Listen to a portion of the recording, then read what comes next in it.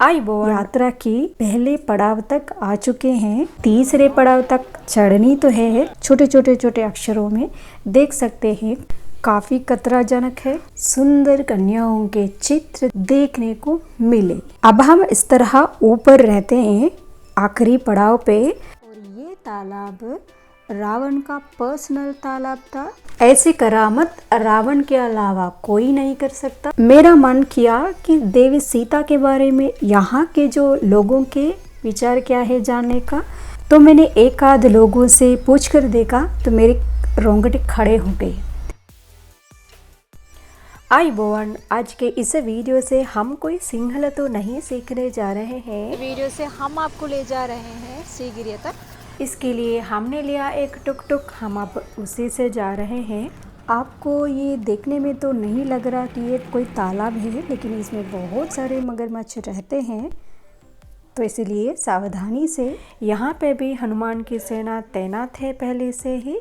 तो सारे बोलिए जय सिया राम, जय हनुमान। तो अभी हम वहाँ तक पहुँच चुके हैं, गेट तक। तो यहाँ से यहाँ तक 1.5 किलोमीटर का रास्ता है, तो आप पैदल भी आ सकते हैं। तो हमें सबसे पहले खरीदना पड़ता है टिकट। हम टिकट खरीदने जा रहे हैं।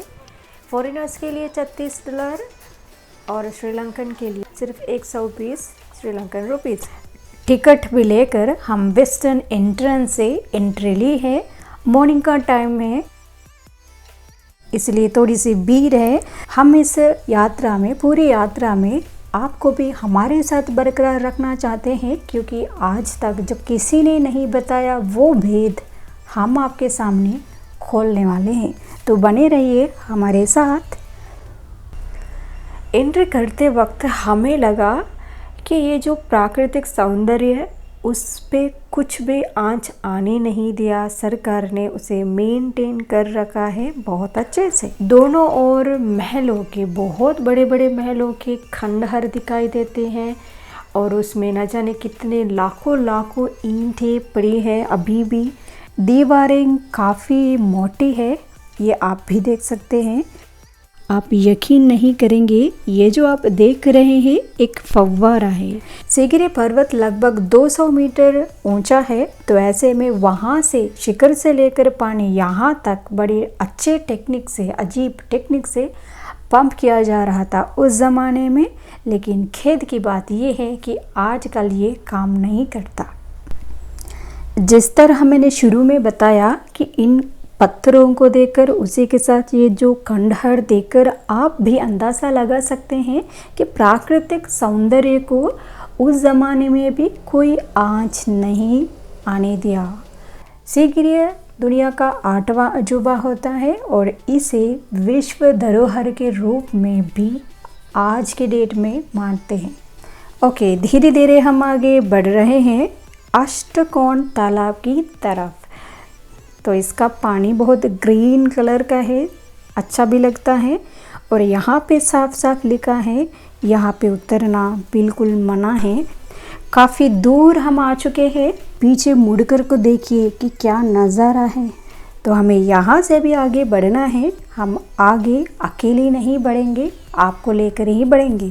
तो चलिए देखते हैं आगे हम क्या क्या देख सकते हैं। शिला द्वार, ये जो द्वार दो पत्थरों को एक साथ जोड़कर बनाया था, इसलिए इसे शिला द्वार कहते हैं। इस तरह द्वार और भी मिलेंगे, लेकिन हम इससे आगे बढ़ रहे हैं। ओके, हम अपने यात्रा की पहले पड़ाव तक आ चुके हैं। तो यहाँ से ऊपर से देखिए नीचे का साइड बहुत ही सुंदर है। यहाँ आप थोड़ा बैठकर आराम कर सकते हैं, क्योंकि आपको और भी चढ़ाई करनी है।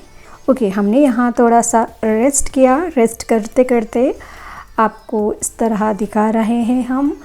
तो वहाँ से हम आ रहे थे, यहाँ से सुनने में हमें पता चला कि ये जो हम ग्रीन ग्रीन देख रहे हैं, इस एरिया में किसी भी हालत में किसी भी तरह की इमारतें आदि खड़ा करने नहीं देते सरकार, क्योंकि इसमें सोच है कि प्राकृतिक सौंदर्य पर आंच आ सकते हैं। इसीलिए इस तरह हम खूबसूरत नज़ारा देख सकते हैं। चलिए बातें हुई बहुत, अब हम ऊपर चले दूसरे पड़ाव तक। अब हम दूसरे पड़ाव पर रहते हैं, लेकिन हमें दूसरे से तीसरे पड़ाव तक चढ़नी तो है, लेकिन इससे पहले आपको यहाँ तक लेके चलना है, क्योंकि ये जानना बहुत ज़रूरी होती है। मिरर, जिसमें शीघ्र कुरुटोगी मिलते हैं। कुरुटोगी मतलब जैसे हम कुरेद कुरेद कर कुछ लिखें, तो इसी तरह एक टेक्निक से दीवारों पे कुछ ऐसे गाने लिखे गए। तो ये गाने, कविताएं किस बात पर लिखी गई उसे हमें पता करनी है, लेकिन ये जो कुरुटोगी, ये कुरेद कुरेद कर जो भी कविताएं लिखी गई है वो सब ब्राह्मी अक्षरों से लिखी गई है, इसलिए मैं तो पढ़ नहीं सकती। तो ज़रा आप गौर से देखिए, तब आप छोटे छोटे छोटे अक्षरों में देख सकते हैं कुरुटोगी। ये सब भी देख देख कर हम भी आगे बढ़ रहे हैं, लेकिन आप सामने देख सकते हैं एक सीढ़ियाँ जो ऊपर सीधे ऊपर जाते हैं, काफ़ी खतराजनक है। तो वहाँ पे बहुत ही माहीन कपड़ों से सजी सुंदर कन्याओं के चित्र हमें देखने को मिलते हैं। इतिहास के अनुसार काश्यप और मोगल्लान धातुसेन के पुत्र थे। धातुसेन के सेनापति अपना ही भांजा था। उन्होंने अपनी प्रिय पुत्री का विवाह इस भांजे से करवा दिया और इसका नाम था मिगार। काश्यप और मिगार की जुगलबंदी से धातुसेन को जान से हाथ धो बैठना पड़ा, यानी काश्यप मिगार दोनों ने मिलकर धातुसेन को बंदी बनाना, फिर उनका वध कर डालना, ये बड़ी बात निकली। इस बीच में मोगल्लान भाग जाता है दक्षिण भारत में। अब सवाल ये उठता है, इन शीघ्र चित्र और काश्यप का क्या लेना देना रहा। कहते हैं कि काश्यप अपने पिता का वध करने के बाद जो संताप बार बार उठता रहा, तो उसे मिटाने के लिए इस तरह का नायिकाओं का साथ लिया, उनके साथ प्रेम लीला में डूबे।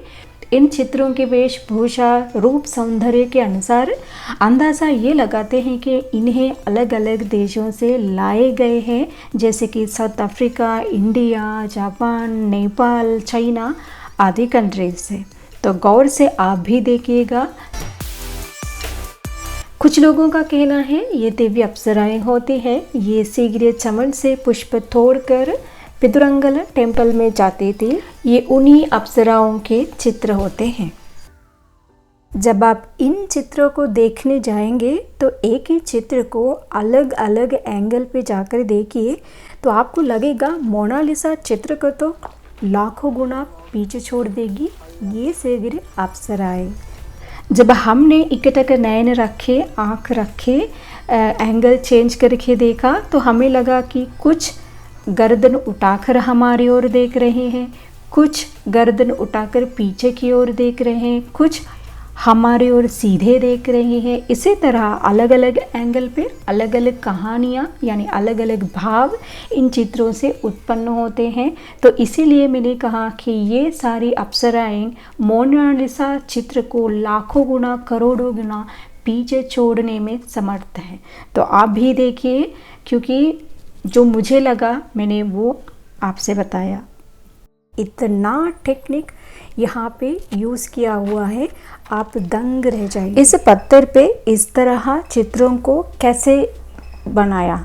सबसे पहले मिट्टी को ख़ास तौर पर इसके लिए तैयार किया। उसमें पेड़ों के जो ग्लू टाइप के होते हैं, जैसे आम, काजू के जो कुछ ग्लू टाइप का निकलता है, वो दूध, अर्क, पत्तों के पेड़ों के, वो सब निकाल कर मिट्टी को इतना चिकना बना दिया। फिर इस पत्थर पे ऐसे लगाने के बाद वो जो चिकना हाथ लेने के लिए भी कुछ ऐसे अर्कों का यूज़ किया था उस ज़माने में।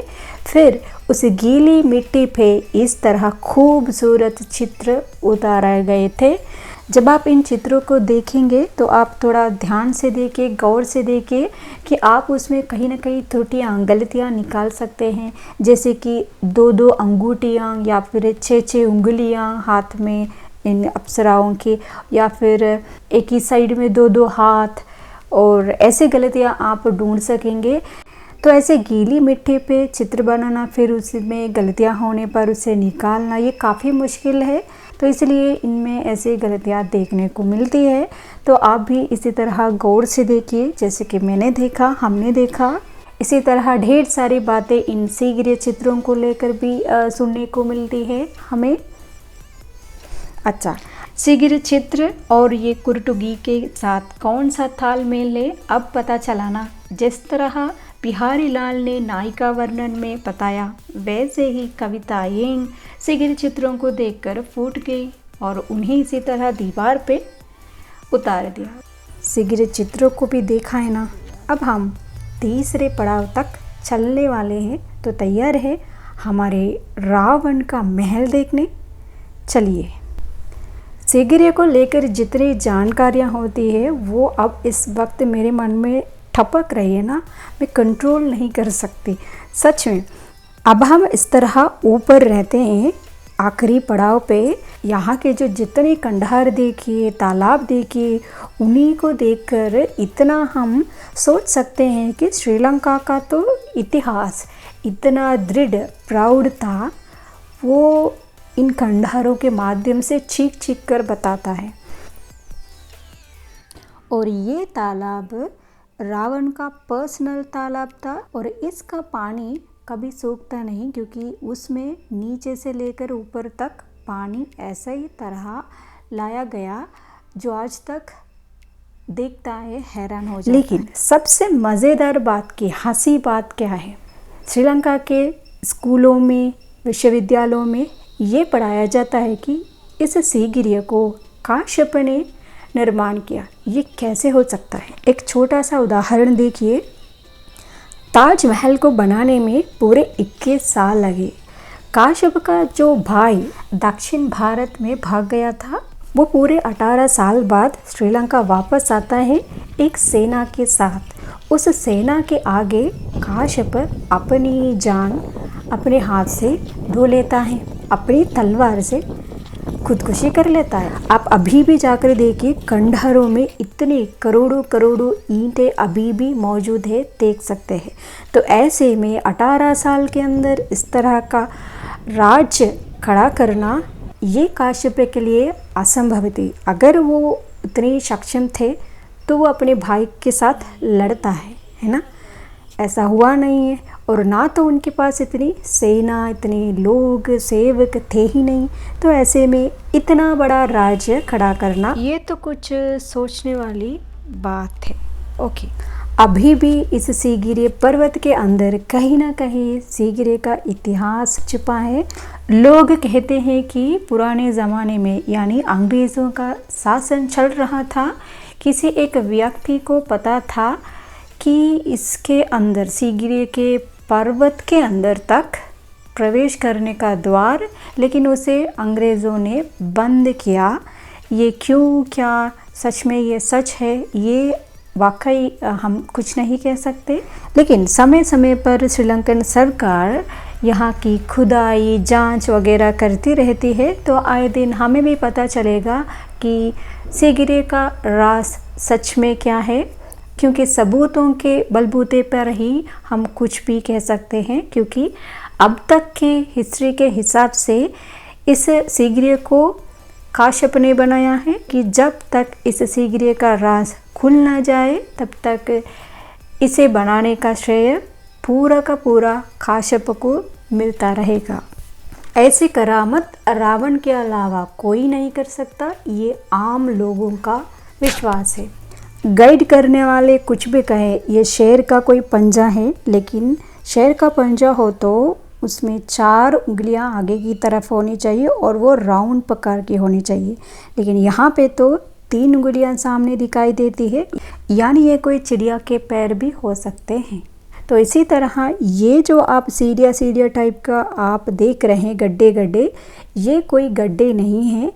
ऐसा बताया जाता है कि यहाँ पे भी ईंटें रखकर दीवारें खड़ी कर रखी थी उस ज़माने में, तो वो उसके निशानी होते हैं बस। इसी तरह बहुत सारी चीज़ें देखने को इस एरिया में मिलती हैं।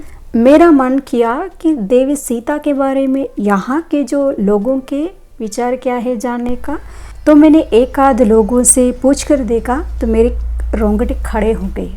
सीता देवीन वहां से शब्द सिर्फ बुद्ध जी और भिक्षु लोगों के साथ ही जोड़ता है।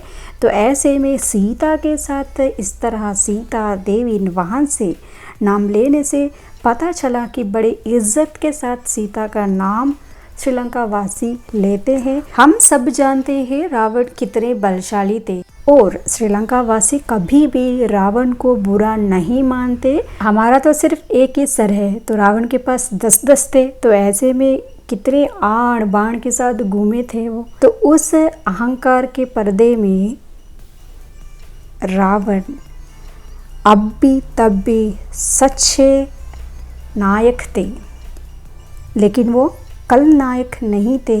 साथ ही रावण एक ज्ञानी थे, वरना राम लक्ष्मण से क्यों कहें कि जाओ लक्ष्मण रावण से ज्ञान प्राप्त करो, ऐसा कदापि नहीं बोलते।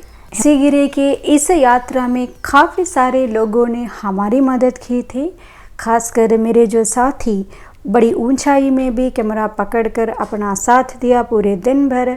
आपको भी मेरा सलाम, मेरा धन्यवाद। මේ විදිහට මුණ ගැහිමු තවත් වීඩියෝ එකකින්. අයිබෝවන්.